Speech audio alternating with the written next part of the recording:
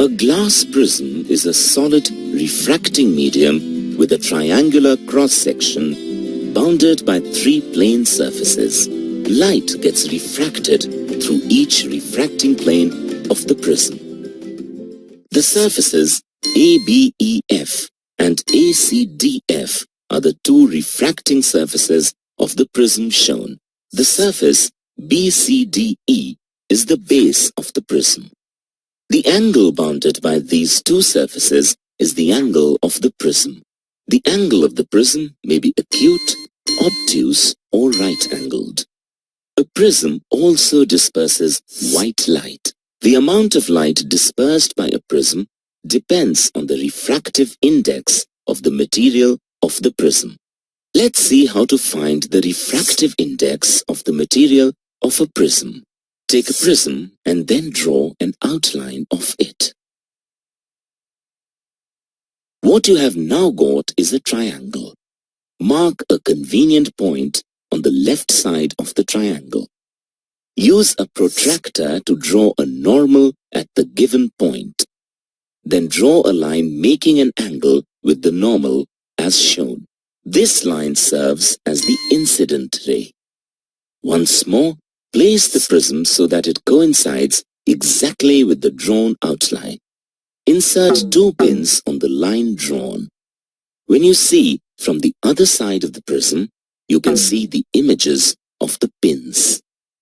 Now place two more pins on the positions where you see the images and draw a line joining the points. You get the emergent ray. You can now join the point of incidence and emergence and extend the incident ray and the emergent ray. They meet at a point. The angle at which both rays meet is called the angle of deviation. When this process is repeated by varying the angle of incidence and noting the corresponding angle of deviation, a graph plot is obtained. As is obvious, there is a point on the graph at which the deviation is minimum. This angle is called the angle of minimum deviation. If A is the angle of the prism, then the refractive index of the material of the prism is given by the formula as shown.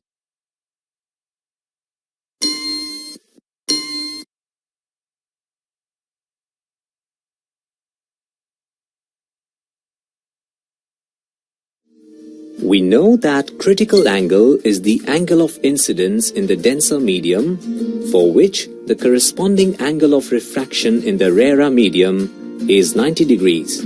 The critical angle differs for different pair of media and depends on their refractive index. Let's understand this better through this animation.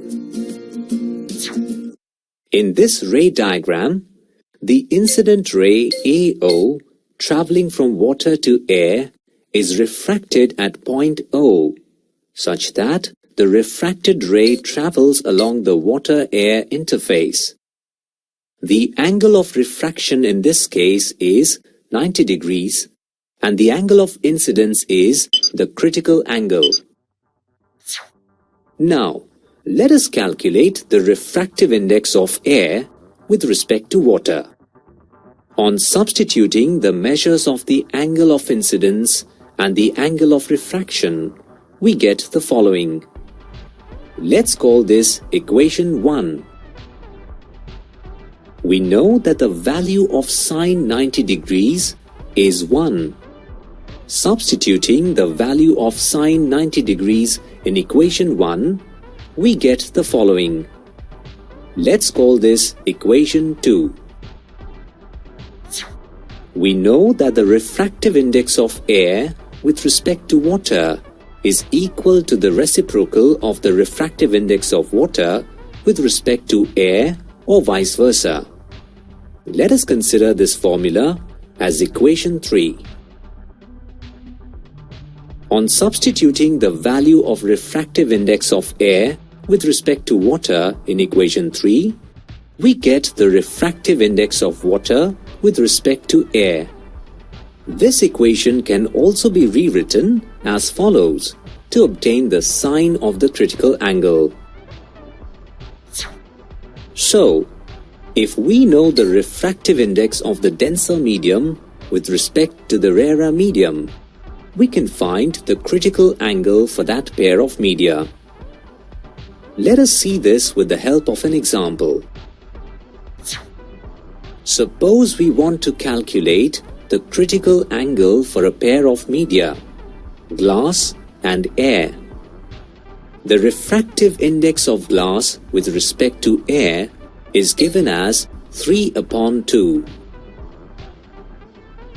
We know that the sine of the critical angle is equal to the reciprocal of the refractive index of glass with respect to air.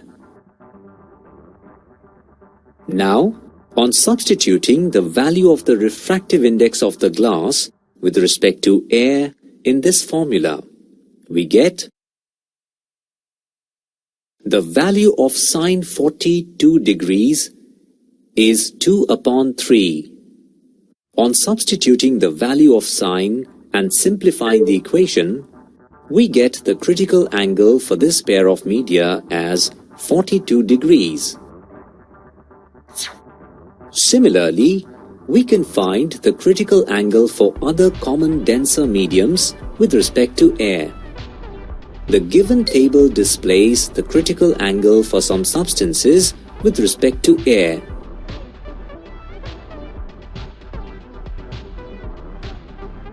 We know that the critical angle of a pair of media depends on their refractive index. Various factors like the color or the wavelength of light and the temperature of the medium affect the refractive index. From the formula, it is clear that on increasing the refractive index of a medium, the critical angle of the light decreases. A transparent medium has the most refractive index for light, having the least wavelength. Thus, a transparent medium always shows the most refractive index for violet light and the least refractive index for red light. Therefore, the critical angle of violet light is the least, and that of red light is the most. In other words, critical angle increases with an increase in the wavelength of light. We know that the refractive index of water with respect to air is 1.33. If we heat the water, its refractive index decreases. Consequently, the critical angle for the media increases. We can therefore conclude that the critical angle for a pair of media increases with an increase in the temperature of the denser medium.